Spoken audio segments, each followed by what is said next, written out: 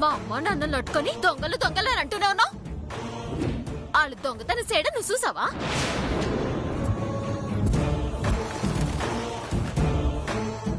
నేరస్తులు అంటున్నావు. వాళ్ళు నేరం సేడ నువ్వు చూసావా? వాళ్ళు హంతకులు అంటున్నావు. వాళ్ళు హత్య సేడ నువ్వు చూసావా? చూడకపోవచ్చు, కానీ నిజమేంటో విజయనగరం మొత్తం తెలుసు. నేరస్తులు, హంతకులు, దొంగలన్న విషయం జమీందారు గారు వీరనారాయణకు కూడా తెలుసు.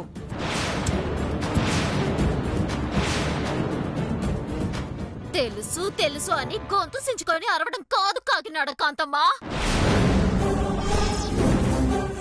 వీళ్ళు దొంగతనం చేశారంటానికి నీ దగ్గర చిన్న సాక్ష్యమైనా ఉందా? లేదు. హంతకులని నిరూపించడానికి నీ దగ్గర చిన్న ఆధారమైనా ఉందా? లేదు. కానీ సమాజం దృష్టిలో, లోకం దృష్టిలో మా అమ్మ నాన్నల్ని దొంగల్ని చేశారు, హంతకులుగా నిలబెట్టారు.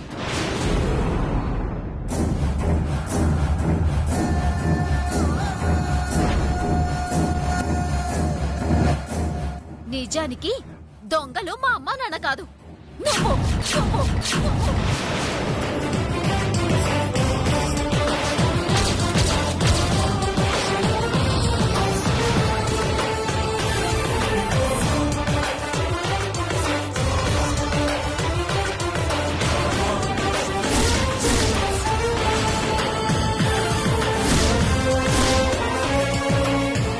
ఏం మాట్లాడుతున్నావు? మేం దొంగలమేంటి? దొంగతనం మీరు చేసి నేరాన్ని నా మీద మోపుతున్నావా? కాదు కాంతమ్మత్త, బలమైన సాక్ష్యం ఒట్టుకునే మాట్లాడుతున్నాను.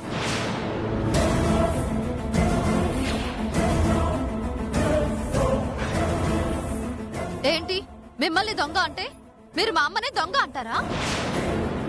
నిజంగా మా అమ్మాయి దొంగతనం చేసింది అనడానికి సాక్ష్యం ఏంటి? డబ్బు.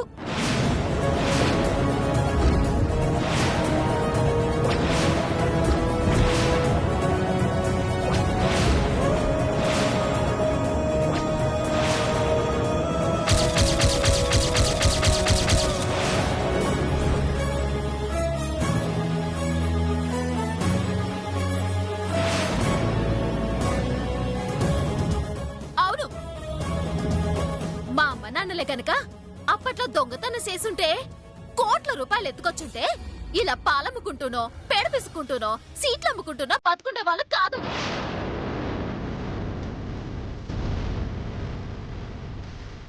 నీకులాగా దర్జాగా మహారాజులాగా మహారాణిలాగా బతుకుండేటోళ్ళం. కానీ ఇప్పుడు బంగ్లాలో బతుకుతుంది ఎవరు? రాజకీయాలను అడుగెట్టి కోట్లు ఖర్చు పెట్టి ముఖ్యమంత్రి అవ్వాలని చూసేదెవరు? నువ్వా మా అమ్మ నాన్న? చెప్పు కాంతమ్మత్త.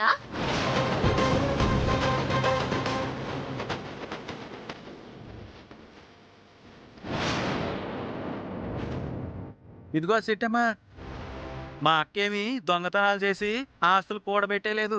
ఎంతో కష్టపడి కోట్లు సంపాదించింది. ఆ డబ్బుతోనే ఇదిగో ఇలా రాజకీయాల్లోకి రావాలనుకుంది. హే, హరికథలు చెప్తే ఏండానికి ఇక్కడ సేవలో పూలెవడు పెట్టుకోలేరు. పోండు సన్నాసి.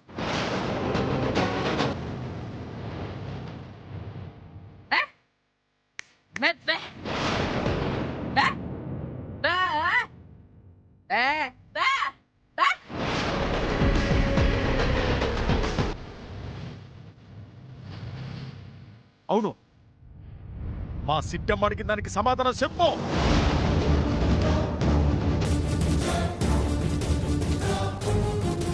నువ్వే కనుక దొంగతనం చేయకపోతే నీ దగ్గర అంత డబ్బు ఎక్కడిది, అంత ఆస్తి ఎక్కడిది?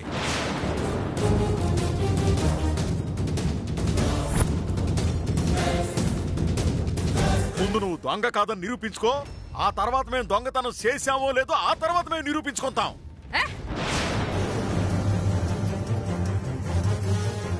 ఏంట్రా గొంతు లేస్తుంది? నీ కూతురు అడిగిన చచ్చు ప్రశ్నలకి, పుచ్చు లాజిక్లకి నా దగ్గర సమాధానం లేదు అనుకున్నావా?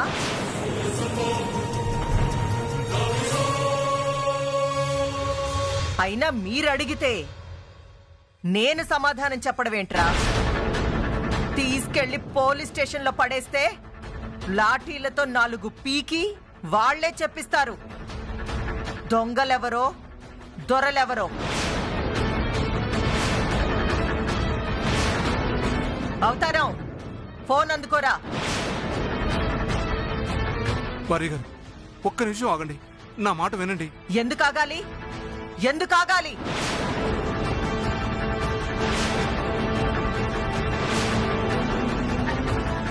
మనల్ని పట్టుకొని దొంగలు అనుకుంటుంటే చూస్తూ సహించాలా?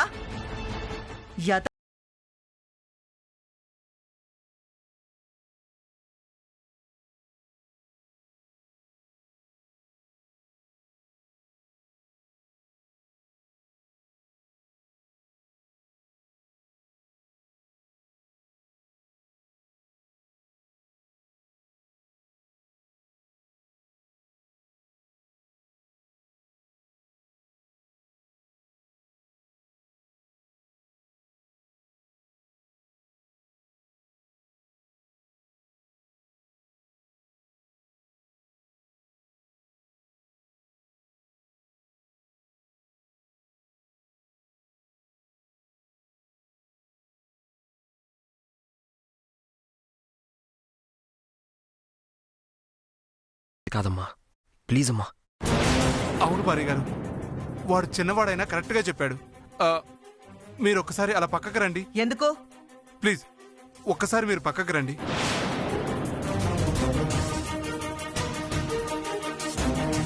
ఇప్పుడే వస్తా. అప్పుడే ఆట అయిపోయింది అనుకోకండి.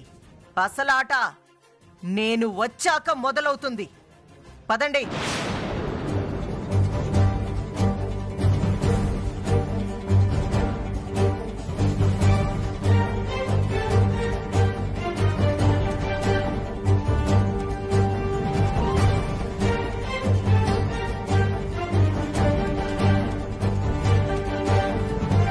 చెప్పండి, తమరివ్వదలుచుకున్న బోడి సలహా. ఏం లేదండి. ఏమీ లేకుండా ఎందుకు? పదండి. ఉందండి ఉందండి ఉందండి. అయితే చెప్పాడవండి. ఆ చిట్టెమ్మ అడిగిన దాంట్లో 100కి 100 పాళ్ళు నిజం ఉందండి. గతంలో కోకిలమ్మ కుటుంబరావులు గనక కోట్ల రూపాయల ఆస్తిని కొట్టేసుంటే ఈ రోజు ఇలా దరిద్రం అనుభవించేవాళ్ళు కాదు కదండి. ఎంచక్క దర్జాగా బతుకుండేవాళ్ళు. ఇప్పుడు దర్జాగా బతుకుతుంది మనం, దరిద్రం అనుభవిస్తున్నది వాళ్ళు. ఈ చిన్న లాజిక్ గనక వీరనారాయణ పట్టుకున్నాడు అనుకోండి, తమరు గతంలో చేసిన నేరాలన్నీ ఒకదాని తర్వాత ఒకటి బయటపడతాయి. అప్పుడు కార్పొరేటర్ కాదు, ఆ వీరనారాయణ చేతిలో కాటికి పోవాల్సి ఉంటుంది. అవునే అక్క, బావ చెప్పింది నిజమేనే. ఆ వీరనారాయణ కనుక నిజాలు తెలిసాయనుకో, ఇంకేమైనా ఉందేటి? బావ చెప్పినట్టు నేరాలు చేసినందుకు ముందు నిన్ను, నీ పక్కనే ఉండి చేస్తున్నవన్నీ చూస్తున్నందుకు నన్ను పిట్టలను కాల్చినట్టు కాల్చిపారేస్తాడక్క. అందుకే మీరు ప్రస్తుతానికి కోకిలమ్మ కుటుంబరావుని ఏమీ అనకండి.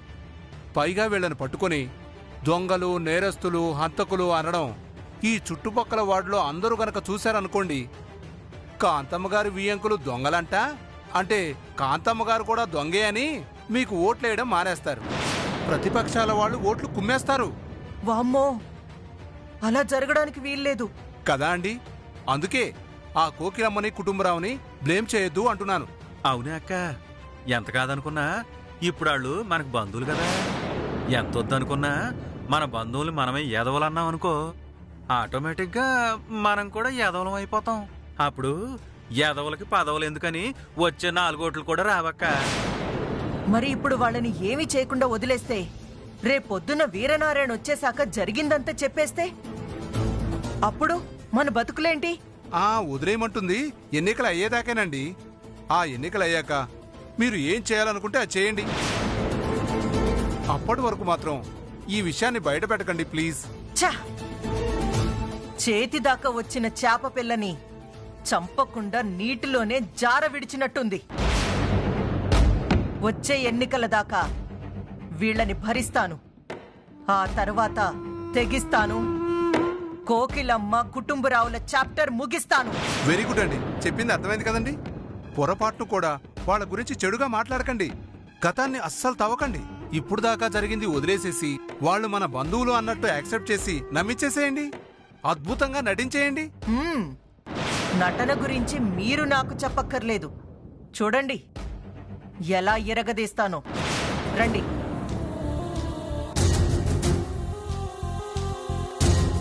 ఇదిగో అమ్మా. వదినా, కోకిలమ్మ వదినా.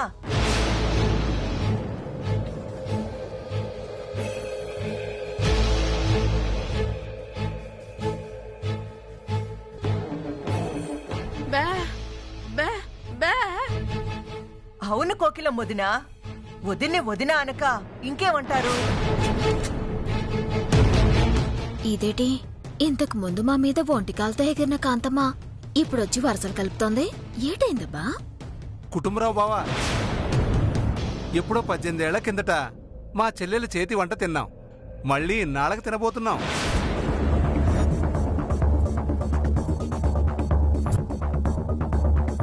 ఇంటి ముందుకొచ్చిన చెల్లిని బావని ఇంటి ముందు నిలబెట్టడమేనా, లేకపోతే ఇంటి లోపలికి ఏమైనా తీసుకెళ్ళడం ఉందా? అయ్యో అదేంటి బాబు అలాగంటారు?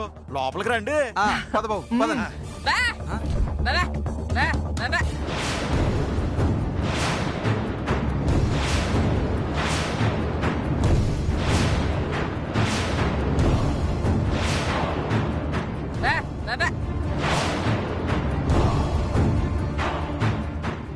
ఏటమ్మా నువ్వనేది? శుభమా అని అన్నయ్య వదిన పెళ్లి చేసుకుని వస్తే లోపలికి రావద్దన్నావేటి? ఏంటొదినా, ఇందాక నేను అన్న మాటల్ని మనసులో పెట్టుకొని మమ్మల్ని రావద్దు అంటున్నావా? ఓ హారతిస్తావా? మరి ఇంకెందుకు ఆలస్యం, ఒడుకురా పో.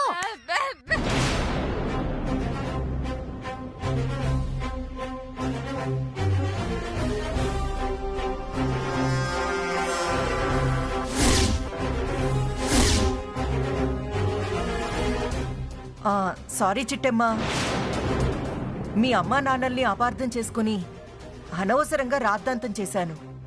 అవన్నీ మనసులో పెట్టుకోకే. నేను కూడా నిన్ను సానాసార్లు సాన మాట్లాడినాను. నువ్వు కూడా అవేవి మనసులో పెట్టుకోకో. చచ్చా, నేనెందుకు పెట్టుకుంటాను చిట్టమ్మా? అమ్మయ్యా, మొత్తానికి అత్త కోడళ్ళు కలిసిపోయారు. ఏటే అత్త కోడలా? అవును, మీ అన్నయ్య మా ఇంటి అల్లుడైనప్పుడు నువ్వు కూడా మా ఇంటి కోడలువేగా.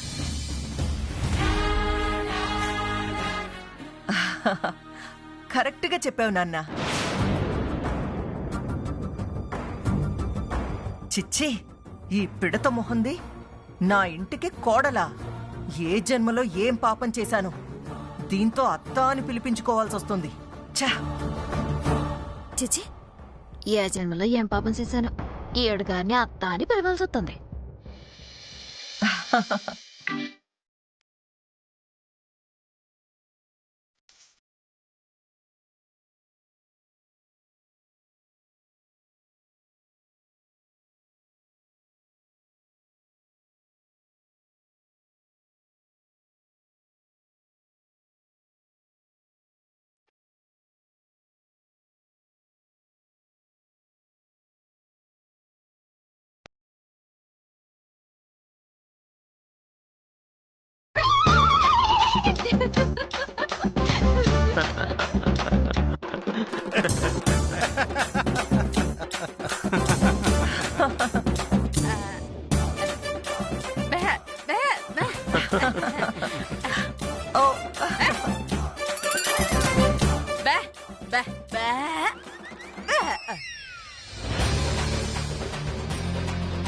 ఓ, ఏమంటుంది?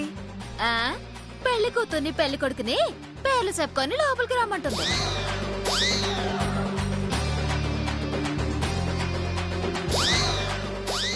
మానే పేరు చెప్పుదునా? నేను చెప్పను.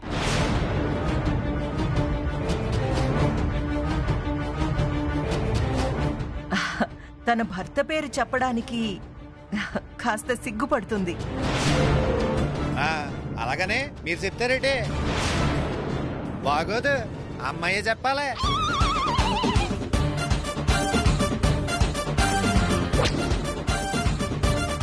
చెప్పు నీలు. మనల్ని చూస్తున్నారు.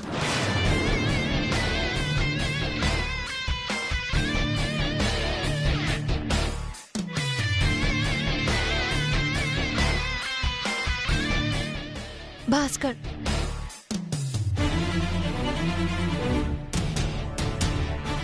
అనియా ఇప్పుడు నువ్వు చెప్పరా. ఆ, భాస్కరం.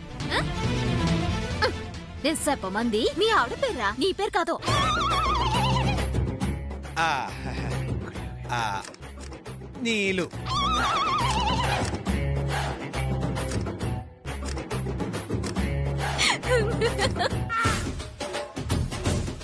అబ్బాయి అప్పుడే ముద్దు పేరుతో పిలిచేస్తున్నాడు. మా బావ మజాక. రేపొద్దున నేను కూడా ఇలాగే పిలుచుకుంటాను. ఏమని? నీలు నీలు అక్క, నీలు అక్క. ఆ, పదండి పదండి. ఆ, పదండి. మన నీలు. ఆ, కుడికాలెట్ రామ్.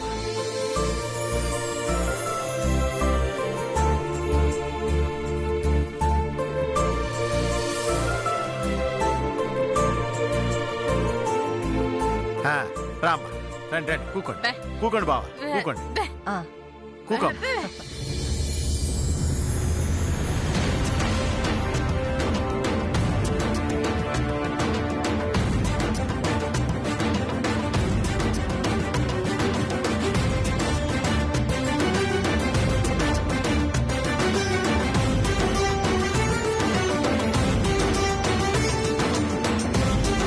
అమ్మా ఇప్పటి నుంచి ఇంట్లో ఉండాలా? ఈ ఇల్లే కాదు మనకే, పక్కనే పశువుల పాక ఉంది, ఆ పక్కనే కిచెన్ ఉంది. మనం ఎక్కడ కావాలంటే అక్కడ ఉండొచ్చు. మీ కుటుంబానికి ఇంటికి పెద్ద తేడా ఏముందిలే.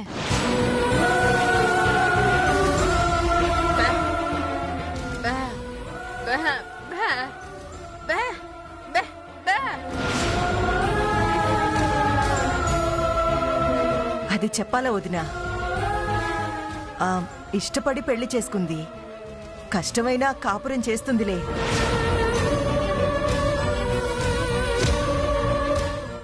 వదినా, మీతో ఒక ముఖ్యమైన విషయం మాట్లాడాలి.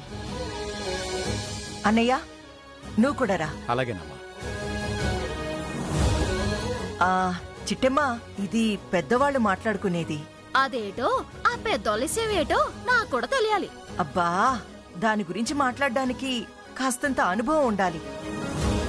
నాకు కూడా కావలసినంత అనుభవం ఉంది. ఏంటి, శోభనంలోనా?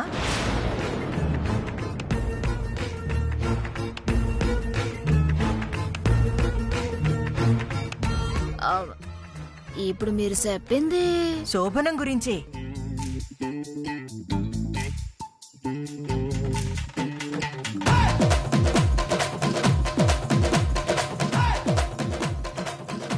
నువ్వక్కడుంటే నేను మీ అమ్మా నాన్నలతో ఎలా మాట్లాడతాను?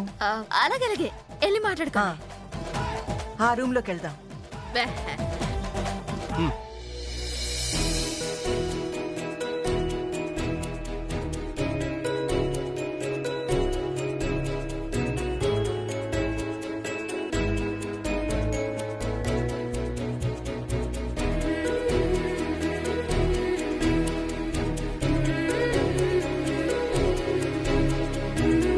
చిట్టమా, మీ అమ్మ నాన్న మా అమ్మ నాన్నతో కలిసి లోపలికి వెళ్ళారు. ఏంటి విషయం? ఏముంది, ఏదో శోభనం అంట. ఏంటి శోభనమా? ఏదో నీ శోభనమైనట్టు అంత సంబరపడిపోతున్నావేటి? దానికి ఇంకా టైం ఉందిలే.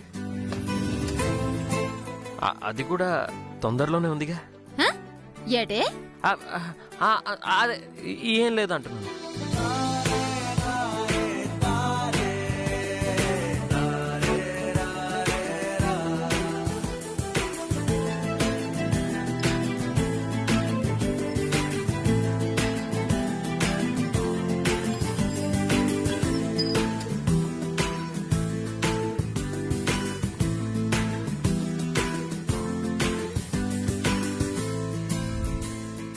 ఎప్పుడవుతానా?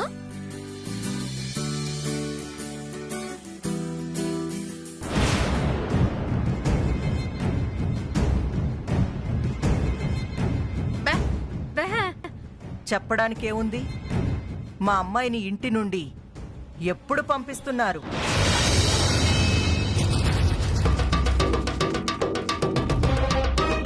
దాందే ఉందమ్మా. 16 రోజుల పండగ అయినాక మీ అల్లుడిని కూతుర్ని పంపిస్తాం కాంతమ్మా. నేనడిగింది అల్లుడితో సహా కాదు, నా కూతుర్ని శాశ్వతంగా నా ఇంటికి ఎప్పుడు పంపిస్తున్నారని.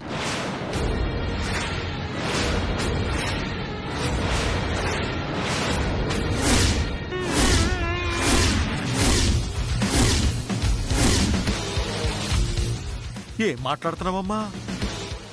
పెళ్ళైన అమ్మాయిని శాశ్వతంగా మీ ఇంటికి ఎలా పంపిస్తారు? పంపాలి. ఇదేవైనా నేను ఇష్టపడి చేసిన పెళ్ళనుకున్నావా? నీ కొడుకు బలవంతంగా తాళి కడితే జరిగిన పెళ్లి.